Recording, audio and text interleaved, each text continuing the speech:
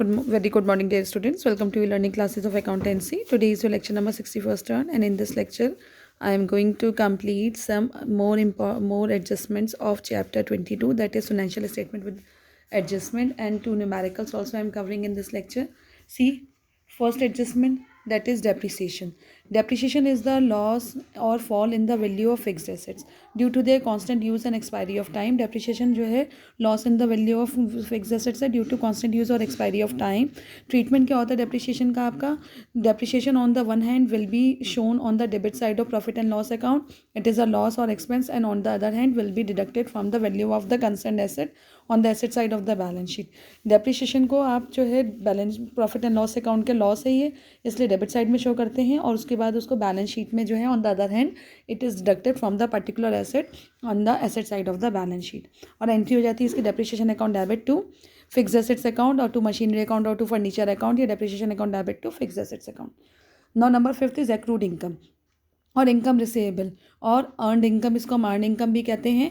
कभी कभी ऐसा भी होता है कि कुछ इंटरेस्ट ऑन सिक्योरिटीज़ है, कमीशन है, रेंट है, are earn during the current year but have not been actually received by the end of the current year. हम इसको अर्न तो कर ले रहे हैं लेकिन एक्चुअल में ये रिसीव नहीं हुआ है by the end of the current year. It is known as earned income. Earned income, such incomes are known as accrued income और अर्नड इनकम. इसको हम एक्रूड इनकम या अर्नड इनकम बोलते हैं. और इसका ट्रीटमेंट क्या है बेटा? Such income on the one hand will be shown on the credit side of profit and loss account, and on the other hand will be shown on the asset side of the balance sheet. क्योंकि ये earned income है इसलिए आप जो credit side में जो भी particular income होगी उसमें इसको आप ऐड कर देंगे एक्रूड इनकम को, और फिर ये asset side of balance sheet में शो हो जाएगा.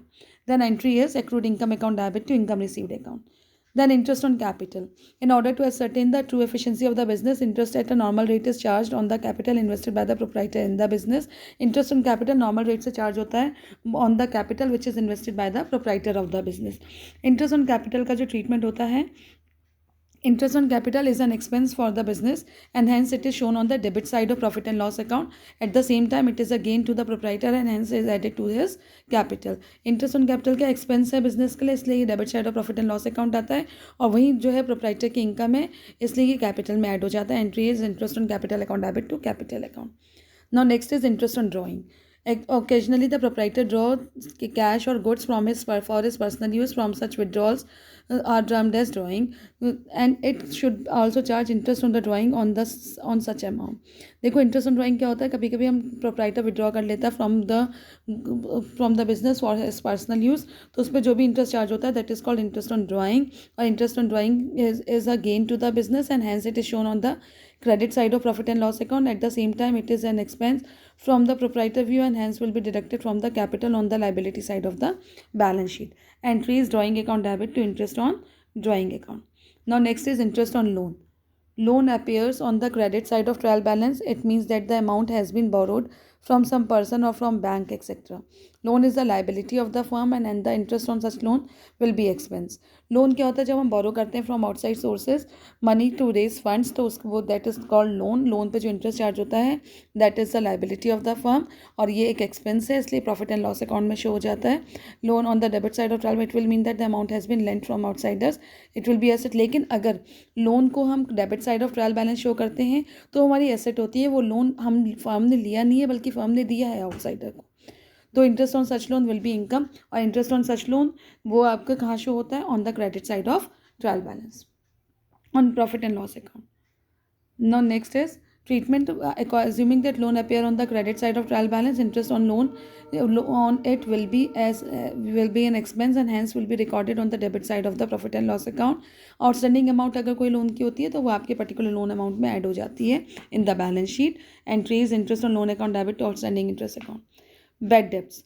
Person to whom goods have been sold on credit are known as debtors. When due to dishonesty, death or insolvency of debtor, full amount is not recovered from him. When it becomes certain that a particular amount will not be recovered, it is called known as bad debts. बेटा and of the year तक कुछ debtors payment नहीं देते हैं तो उनकी amount जब भी सर्टेन हो जाती है कि नहीं रिकवर हो पाएगी तो इट इज़ नोन वो बैड डेब्ट्स अकाउंट में डाल देते हैं and it is known as bad debts. और bad debts is undoubtedly a loss to the firm. Bad debts loss है हमारे फर्म का and therefore written on the debit side of profit and loss account. इसको हम कहाँ note down करते हैं? Debit side of profit and loss account. और अगर बैड डेब्ट्स को एडजस्टमेंट में गिवन होते हैं तो ये एक प्लेस और पर आता है, दैट इज कॉल्ड, ये डेटर्स में से डिडक्ट हो जाता है on the asset side of the balance sheet. जो ट्रीटमेंट है, bad debts given in adjustment will be added to the bad debts on the debit side of profit and loss account and will also be deducted from debtors on the asset side of the balance sheet. Bad डेब्ट जो adjustment में given है उसको profit and loss account के debit side में show करते हैं, add हो जाता है वो, और उसके अलावा जो है वो डेटर्स में से माइनस हो जाता है on the asset side of balance sheet. Entry is bad debts account debit to sundry debtors account. Provision for doubtful debts. Even after deducting the amount of actual bad debt from the debtor, the list of debtors at the end of the year may include some debts which are either bad or doubtful. Doubtful debts वो होते हैं जिनका payment हमें मिल भी सकता है and of the year में, नहीं भी मिल सकता है. ये बैड डेब्ट्स के बाद ट्रीट होते हैं, तो इसलिए वो जो आपका अमाउंट होता है उसमें से उसको हम माइनस कर देते हैं.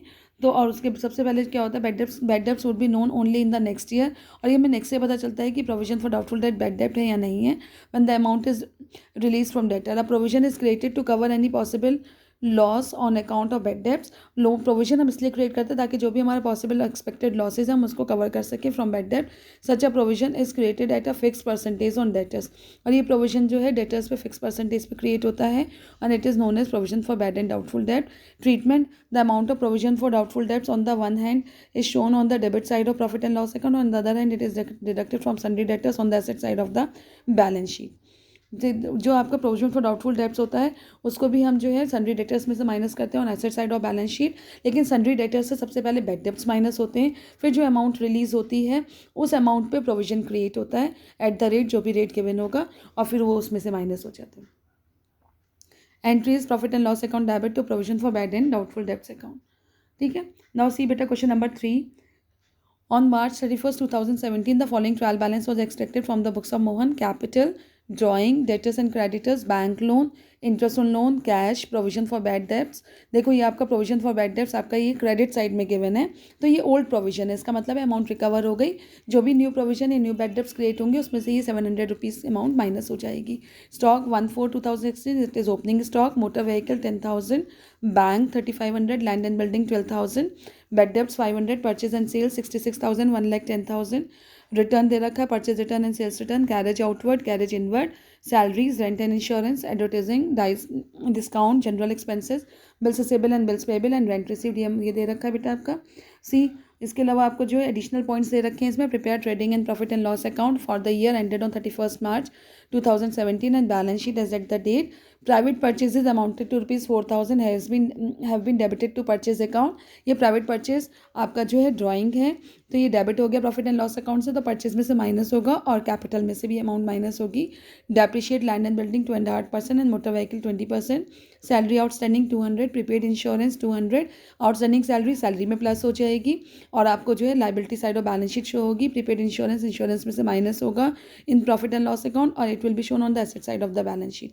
प्रोविजन फॉर डाउटफुल डेब्ट is to be maintained eight 5% on debtors. जो भी डेटर्स की अमाउंट है उसका 5% हम प्रोविजन क्रिएट कर देंगे. Stock on 31st March 2017 was valued at 7,000. It is closing stock.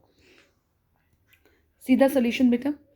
C to opening stock 6,800, और इसके अलावा to purchases 66,000 minus return outward 1,500, that is purchase return, minus drawing, ये प्राइवेट परचेज है 4,000 माइनस हो गया, तो परचेज की अमाउंट कितनी आ गई 60,500. टू कैरेज इनवर्ड, एक ही आपका डायरेक्ट एक्सपेंसेस था कैरेज इनवर्ड 3,000, और बाय साइड में आ गया by sales minus sales return, और बाय क्लोजिंग स्टॉक, और difference is 39,700, that is gross profit carried down. ये ग्रॉस प्रॉफिट 38,700 बेटे, 38,700 ग्रॉस प्रॉफिट ये बॉट डाउन हो गया. और फिर उसके अलावा डिस्काउंट रिसीव्ड गिवन था 500, ये क्रेडिट हो गया. रेंट रिसीव्ड इनकम हो गई, क्रेडिट हो गया. डेप्रिशिएशन आपने कैलकुलेट कर दिया. लैंड एंड बिल्डिंग में 5%, मोटर व्हीकल पे कैलकुलेट हो गया 300 and 200 that is 2,300.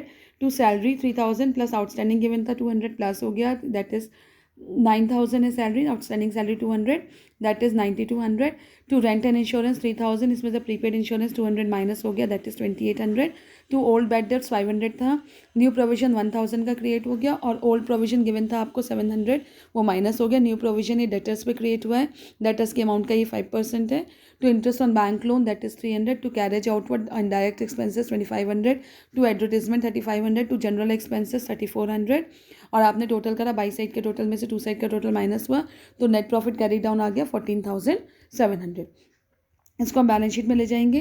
Creditors 10,000, outstanding salary आपका लाइबिलिटी है 200, bank loan 9,500, capital 30,000 plus net profit 14,700 minus drawing 9,000 का 4,000 वो, प्राइवेट परचेजेस वाला आपकी अमाउंट है ये 9,000 माइनस हो गए 35,700, बिल्स पेबल गिवन है 2,000 का, ये आ गया आपका। Land and building 12,000 minus dep उस पर 300 का है 11,700, motor vehicle 10,000 minus dep 2,000, closing stock given है 7,000 का, वो क्लोजिंग स्टॉक आपका शो हो गया, ये देखिए क्लोजिंग स्टॉक गिवन है आपका 7,000, इसको आपने शो कर दिया। देन उसके बाद prepaid insurance 200, debtors 20,000 minus provision for bad debts 20,000 का 5% बोला था 1,000 माइनस हो जाएगा, it is 19,000, bills receivable 6,000, cash at bank 3,500 and cash in hand 2,000, total is 57,400। I hope you all have understand बेटा। Thank you, have a nice day. Questions को complete करिए, notes बनाइए और कंप्लीट करिए। थैंक यू बेटा, have a nice day.